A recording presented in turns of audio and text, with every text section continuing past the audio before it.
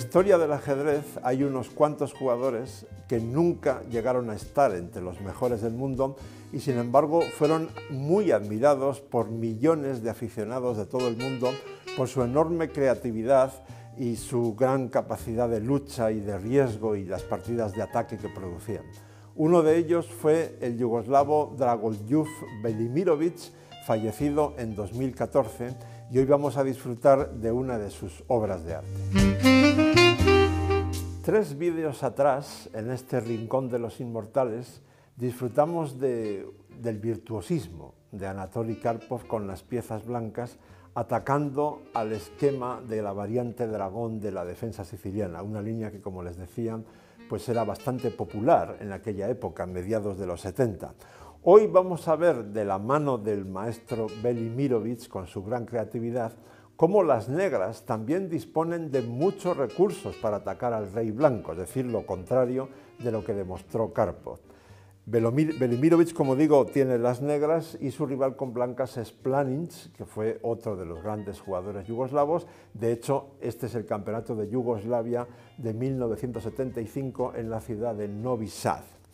Juegan las negras, que tienen una estructura más o menos típica, con algún matiz del esquema dragón. Acuérdense de que este alfil es sumamente importante en G7, los reyes están en lados opuestos, por tanto las blancas aspiran a atacar algún día por el flanco de rey, pero como verán, Velimirovic va a agarrar la iniciativa con fuerza y el supuesto ataque de las blancas en el flanco de rey no se va a producir nunca. De hecho, Velimirovic empieza jugando A5, enseguida verán ustedes para qué. Es verdad que esa jugada ha creado un agujero, una casilla débil aquí en B5, que Planinc ocupa inmediatamente con caballo de D4 a B5. Pero entonces vemos de inmediato la idea de Velimirovic, que es sacrificar este peón A4 simplemente para abrir la columna A con efectos letales, como ustedes van a ver a continuación. Aquí tomar el peón con el caballo no sería una buena idea, no es que pase nada muy grave, pero después de caballo por A4, caballo A5, digamos que la posición sería incómoda para las blancas, como ustedes podrán comprobar. Por eso Planinc toma en A4 con el alfil, a lo cual Velimirovic simplemente completa, digamos, el despliegue de sus piezas de ataque y lleva la otra torre a C8. Bueno, aquí en otra partida en la que se llegó exactamente a la misma posición, Karpov con blancas contra Velimirovic jugó rey B1, que probablemente, y por cierto ganó con blancas, que probablemente rey B1 debe ser mejor que lo que hizo Planinc, que fue aquí dama E2, supongo que con la idea de sobreproteger a este caballo de B5, supuestamente atacado por rayos X por el alfil de D7, etcétera, cuando este alfil se pueda marchar de A4 y volver a la casilla B3. Cosa que de hecho va a hacer de inmediato, porque contra dama E2 Velimirovic jugó caballo A5 y aquí nuevamente hubiera sido más prudente jugar rey B1.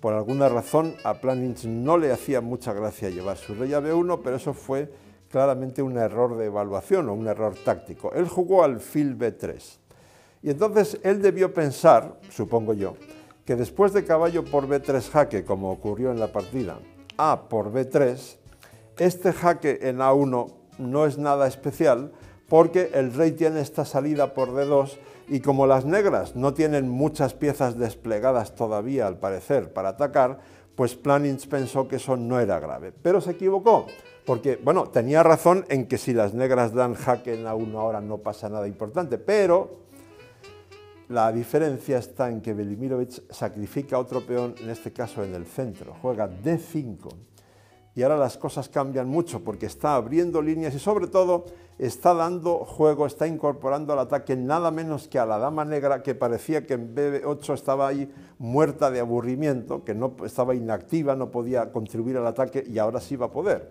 porque después de E por D5 las negras, Velimirovic juega dama E5.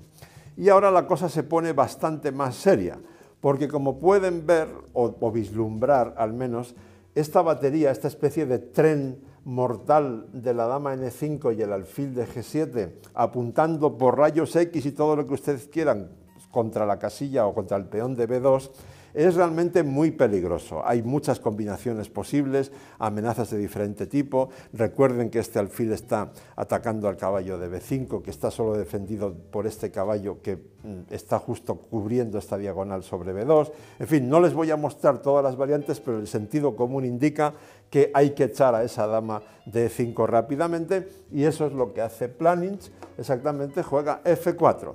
Pero resulta que ahora ya el ataque negro ya es muy peligroso, muy fuerte de hecho. Sigue torre A1 jaque, rey D2 y caballo E4 jaque.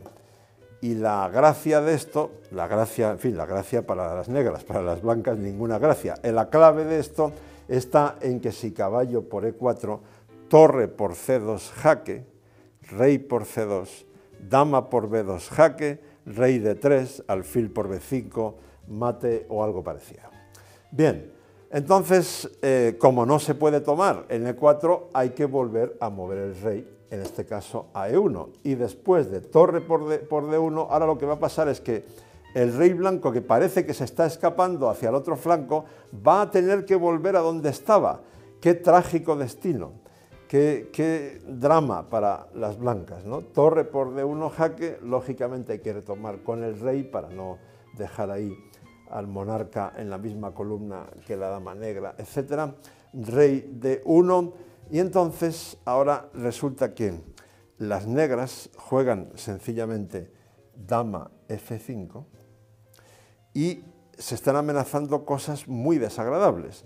Por ejemplo, ahora se estaría amenazando alfil por C3, y si caballo por C3, torre por C3, y si B por C3, caballo por C3, jaque, ganando la dama. Por tanto, la jugada más prudente es volver con el rey a donde estaba, por triste que parezca. Y ahora, después de rey C1 contra torre A8, como se amenaza este jaque mortal de necesidad, o poco menos, en A1, hay que volver con el rey, bueno, hay que llevar el rey a B1. Pero, ¿ustedes creen que aquí el ataque de las negras ha terminado? Pues se equivocan, porque Velimirovich juega caballo por C3 jaque, caballo por C3, ¿y qué hace ahora? Dama F6, que es una jugada con una intención malísima, porque amenaza nada menos que sacrificar la dama. Si ahora les tocase jugar a las negras de nuevo, seguiría dama por F6, dama por C3, quiero decir, la dama que está en F6 por C3, B por C3, alfil por C3, y el mate en A1 sería inevitable.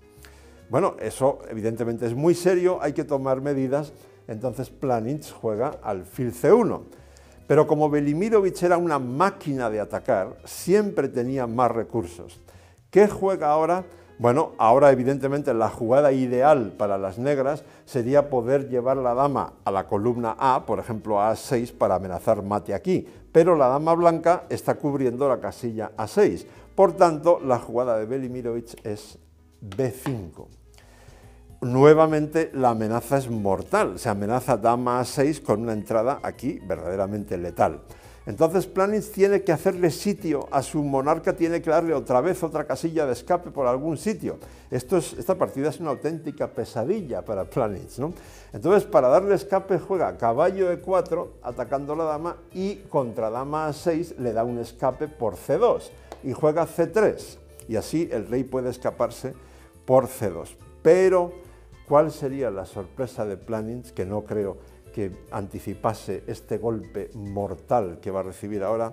Velimirovich hace otro sacrificio, en este caso sacrifica su alfil en C3, alfil por C3. No hace falta que les explique que tomar con el peón en C3 sería suicida, porque la dama y la torre negras entrarían a saco por la columna A. Por tanto, hay que tomar con el caballo. ¿Cuál es el problema de tomar con el caballo? Que entonces este alfil que estaba aquí medio dormido en D7, de pronto se suma a la fiesta, dando un jaque en F5 que obliga a tener que clavarse el caballo, que a su vez estaba defendiendo el jaque en A2.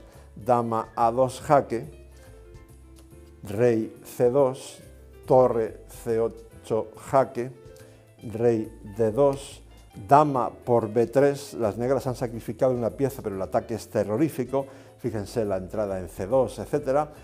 Seguramente no hay más remedio que jugar aquí dama d3 para evitar esa amenaza principal.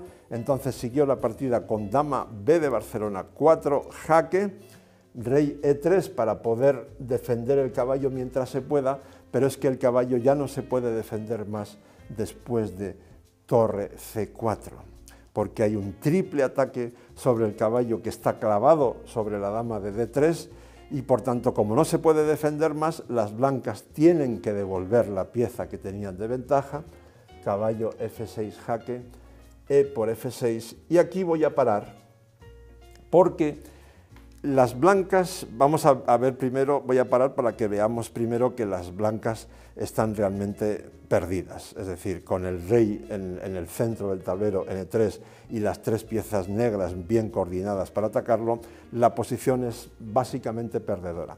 Sin embargo, Velimirovic no acertó con el mejor remate en los próximos movimientos porque estaba apurado de tiempo y la partida se alargó durante 15 o 16 jugadas más que no tienen mayor interés, es una ejecución más bien técnica por parte de Velimirovic. En todo caso, si ustedes están interesados en ver la partida hasta el final, es muy fácil encontrarla en internet o en las bases de datos. Se jugó en Novi Sad 1975, Planinc Velimirovic.